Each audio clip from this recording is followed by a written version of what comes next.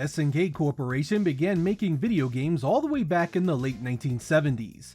They hit it big in 1981 when they published the arcade title Vanguard, a shoot-'em-up that would go on to also sell well on the Atari 2600. Over the next few years, they continued to gain momentum by making arcade games and eventually moved into console gaming, where they heavily supported Nintendo's 8-bit Famicom. Throughout the mid to late 1980s, the SNK banner was on hits like Ikari Warriors, Guerrilla War, Time Soldiers, and POW Prisoners of War. During this time, SNK formed a relationship with Alpha Denshi, and they worked on a number of projects together. Both companies were working with hardware using the 16-bit Motorola 68000, and gained considerable experience with it as the decade came to a close. SNK also brought aboard former Capcom game maker Takashi Nishiyama, who believed arcade games needed to be much cheaper to reach more people across the globe, especially with the prevalence of piracy offering far cheaper alternatives. SNK, together with Alpha Denshi and Nishiyama, then created the ROM cartridge-based arcade platform, the Neo Geo MVS, short for Multi-Video System, and released it in April of 1990. In an extraordinary move, SNK also produced a consumer console version, which it dubbed the AES, short for Advanced Entertainment System. At first, it was strictly meant to be a rental device to make the arcade experience even more modular and readily available to more people. The popularity of the device convinced SNK to mass-produce the Neo Geo AES and launch it as a legitimate competitive console with wider availability. As you can probably imagine, a $650 gaming device with software that cost upwards of $200 didn't exactly move huge numbers. But the Neo Geo was still a successful endeavor for SNK for quite a few years. But what if we wanted to take the Neo Geo to the next level? What if we wanted to make it a mass market success with many more units sold and a lot more software coming out for it?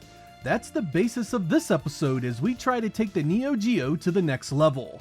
As with all these videos, they are simple fun with no real-world consequences beyond a moment's consideration. Hopefully this will at least be fun. So join me as I travel back to 1989 and make the changes needed to turn the Neo Geo into a real mass market contender. Let's get started.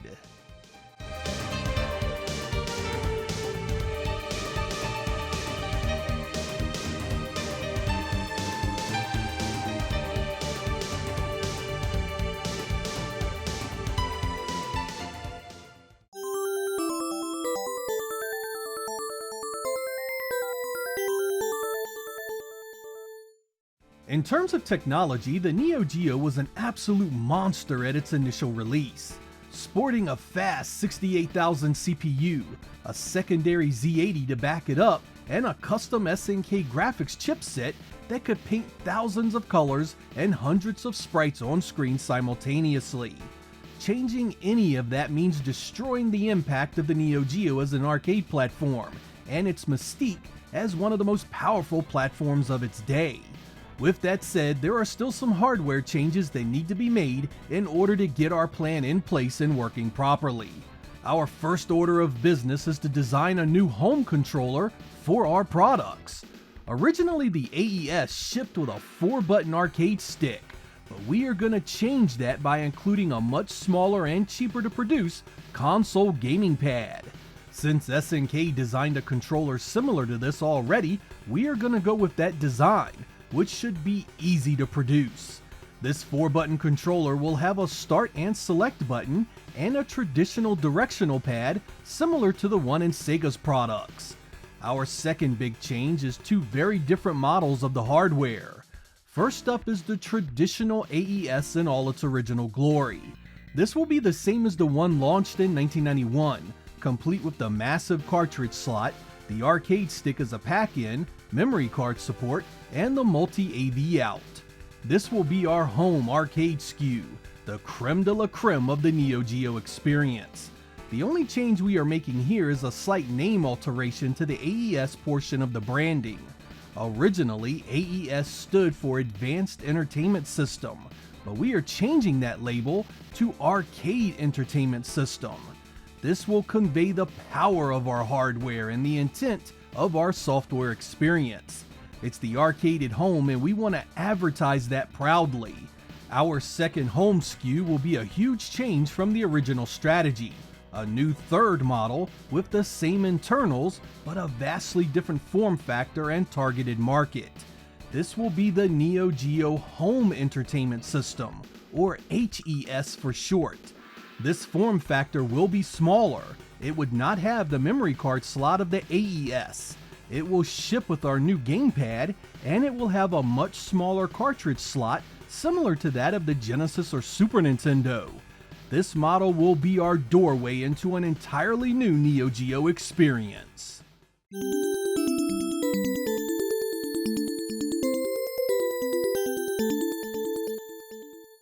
As you have probably guessed by now, a big part of my plan is to make the Neo Geo HES a viable home console. In order for that to happen, we need a strong third-party consortium. We need partners that will help us make killer titles that will properly leverage the power and appeal of our device. SNK will openly seek software developers and publishers to join our stable. The strategy here is to offer home console exclusives on cartridges that are not much larger than the games released on other consoles. By staying within the 16 to 32 megabit range for most of our HES releases, we could offer an entire library of Neo Geo versions that look and sound better than anything from our competitors, yet still be quite affordable. An example of this could have been the 1991 multi-platform shoot-'em-up Right Trad. Neither the Super Nintendo or Genesis did this game accurately, but on the Neo Geo, we could turn it into a nearly arcade-perfect experience for a mere 16 megabits. Should we be able to extend our third-party support to include the likes of Electronic Arts, Data East, Taito, Tecmo, and a few other big hitters, we could have Neo Geo versions of some pretty outstanding titles.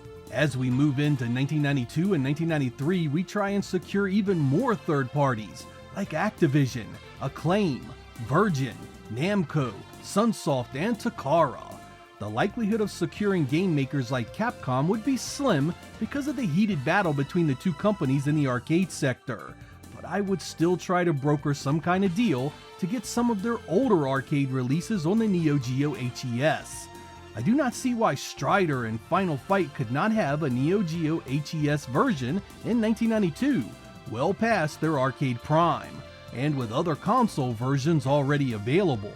With our HES offering smaller, cheaper cartridge prices, we offer a compelling alternative to the Super Nintendo and Genesis, something that would be the foundation of our new Neo Geo strategy.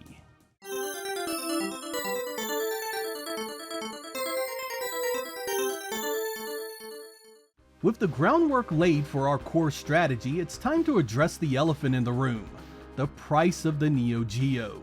When the AES initially launched, that sucker was $650, the most expensive console ever released up until that point.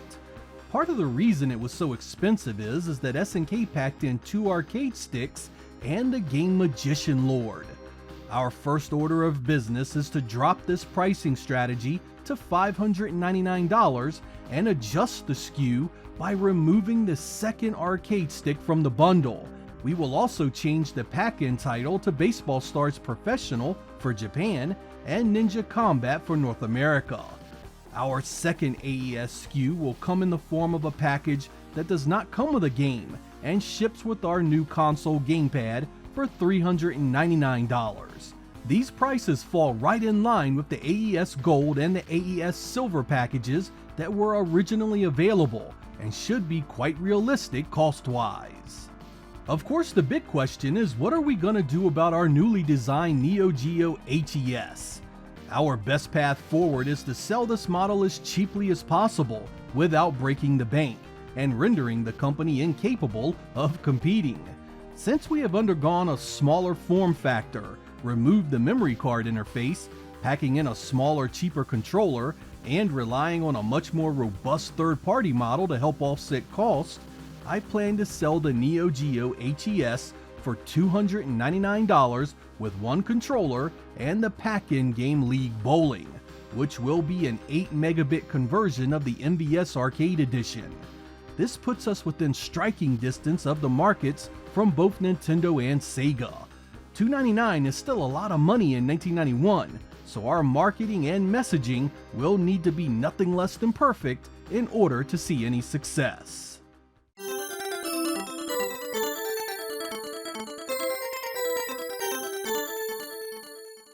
It would be remiss of me to not leverage the great Neo Geo NVS arcade software available in some form. Since our home games will be nowhere near the same size as their arcade counterparts, I would be sure that the HES would receive ports of big hit NVS arcade titles that are well known and have been successful in that market.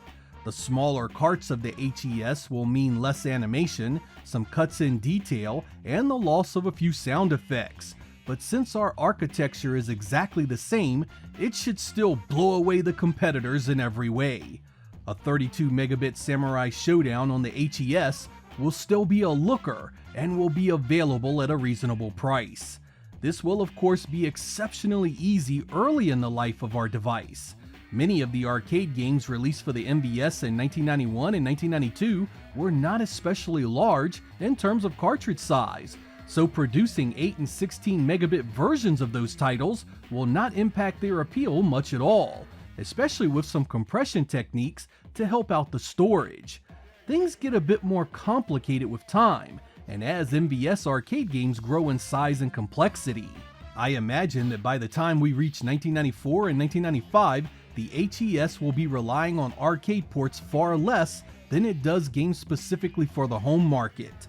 A few third-party arcade ports will of course be the exception, as the idea of a Mortal Kombat or an NBA Jam port on the Neo Geo HES is quite tantalizing, and should be easily marketable as the best version of those titles available at home.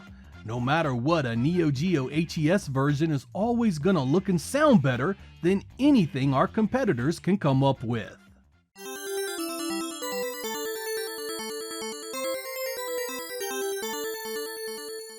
Marketing our new Neo Geo HES should be easy, because quite frankly, I love the original strategy and would follow that path in our new timeline.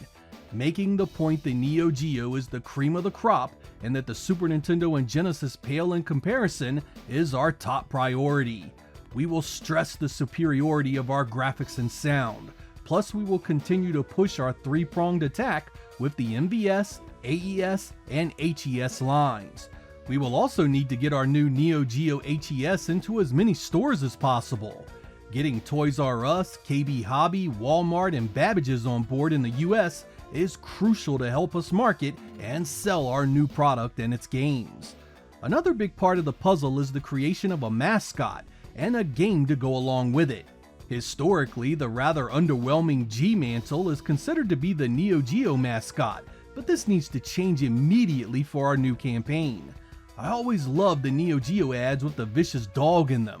It was an iconic look with the tagline, "Bigger, badder, and better," which made the Neo Geo stand out as the technological powerhouse it was.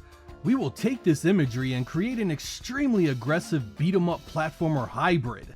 Our fearless K9 Titan has to get his family back after they were kidnapped, and we'll focus heavily on smash and grab gameplay and plenty of blood, stage obstacles, and huge boss encounters. It won't go over the top with gore, but there will still be no question it's aimed at older kids who want to play something other than the cutesy sameness from Sega and Nintendo.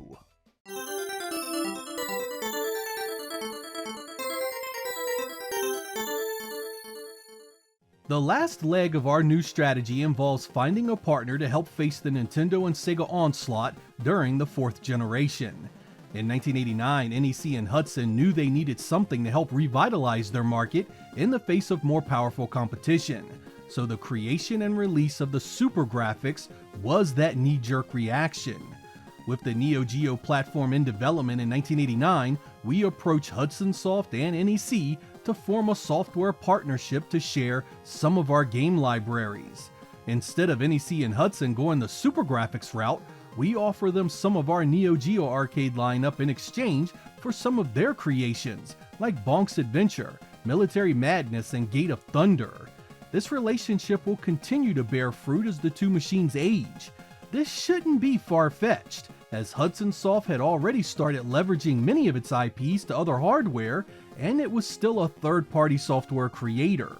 It would also be incredible if Hudson Soft could parlay some of the licenses it obtained for the PC Engine and move them over to the Neo Geo HES. It would be awesome if we got versions of R-Type, Ninja Gaiden, and the handful of titles originally meant for the Super Graphics like Grand Zord and Aldines. Between Hudson Soft and NEC, I firmly believe we could find a partner that could help us increase the quality of our gaming library while helping them to make money to continue to support their own platform.